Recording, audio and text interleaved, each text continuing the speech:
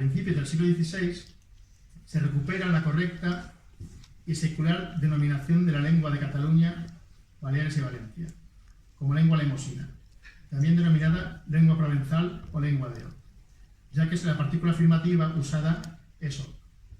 ¿Saben ustedes qué es la lengua de Oc? Pues es difícil que lo puedan saber porque el catalanismo se ha empeñado en enterrar su existencia, ya que no encaja en su proyecto político. La lengua de Oc era la que se hablaba desde el río Loira, por la mitad de Francia, hasta el río de Río. El catalán es precisamente esto, un dialecto de la lengua de Oc. En la Edad Media, el territorio catalán, porque políticamente se puede decir que todavía no existía, el territorio sí, formaba parte de la comunidad cultural y política de la Gran Provenza. En el libro aparecen unas cuantas citas referidas a que Provenza ocupaba desde Barcelona hasta Marsella. En la Gran Provenza, la lengua que se hablaba era la lengua de Oc. Porque a principios del siglo XIV en Cataluña, además, también, para contestar afirmativamente, no se decía sí, como en castellano, se decía Oc.